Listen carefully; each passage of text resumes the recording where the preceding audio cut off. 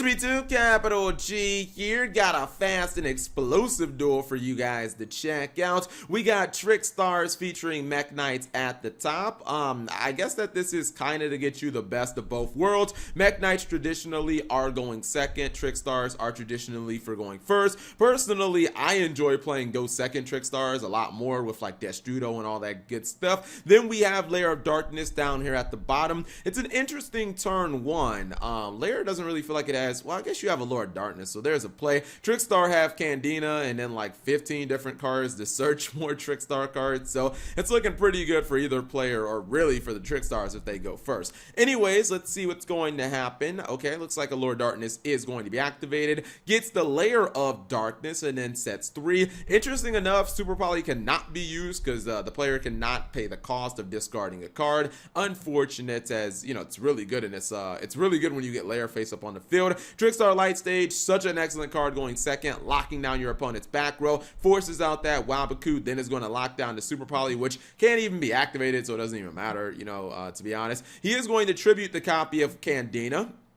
That was an excellent play because at least that stops the Lycoris from being played. What did he ultimately set? Sets a copy of Waking the Dragon. Very important to know, if Waking the Dragon is sent to the graveyard for the effect of Trickstar Light Stage, it will not trigger. So it's just kind of a dead card to set, to be honest. Anyways, he's going to go Trickstar Caribbean, and check this out. Chains Crush Guard Virus and just gets rid of everything. I mean, seriously, got rid of every single monster the Trickstar player had.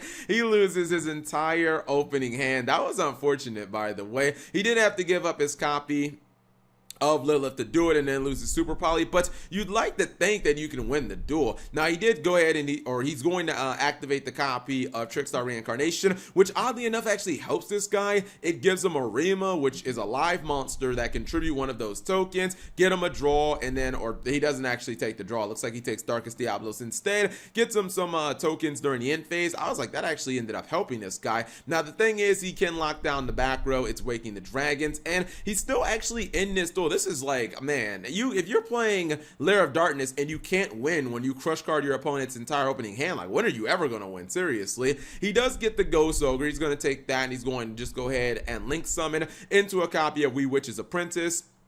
I believe that he wants it to die so that he can just get his copy of Lilith back from his graveyard, because Lilith is like one of the best cards in the deck, honestly. It's kind of, you know, a disruption card, gets you resources, all that good stuff. Right now, he kind of just needs to get rid of that freaking Light Stage. He is going to go ahead and tribute. He's going to summon his copy of Darkest Diablos. He's going to not only get rid of the Trickstar Caribbean, but take a card out of his opponent's hand and get massive battle damage. At this point, I felt pretty good about his chance of winning, considering he gets double tokens and he has a Waboku to defend himself. I was like, all right, he has to be pretty good. I don't really get this. So he's going to activate Eradicator, right? He's going to tribute his opponent's Mech Knight. Why even let your opponent lock down your Waboku at that point? Or honestly, why even chain the Waboku? Just keep it set. Like, it didn't really make any sense. If you knew you were just going to Eradicator them anyways, your Waboku would have then been live. That just was kind of weird to me that he did that. His opponent is going to go battle phase.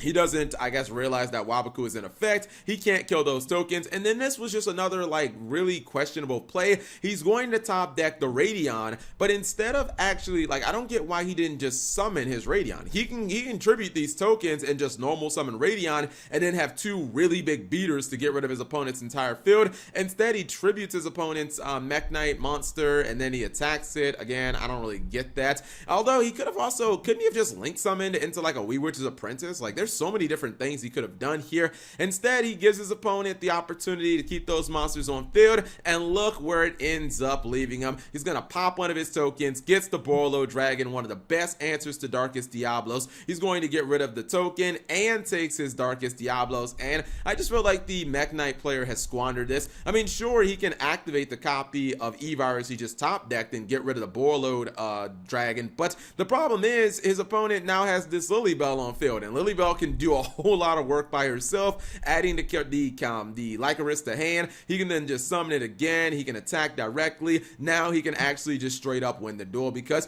the token is the only thing that he has stopping him, and clearly he can just keep activate, or he can activate the effect of Lycoris, simply attack the token and end for game. Keep in mind that he would have been able to do a little more burn damage when his opponent drew a card. But this is just like, this is ultimate throwing a game. Seriously, like, you get 6 cards off a Crush Card Virus and you still can't win a game. Like, that just shows you how bad sometimes Lair of Darkness can actually be. But hopefully you guys enjoyed that duel. If you did, give the video a thumbs up. Thank you guys for watching. As always, subscribe if you have not already, and turn on that notification bell for daily videos.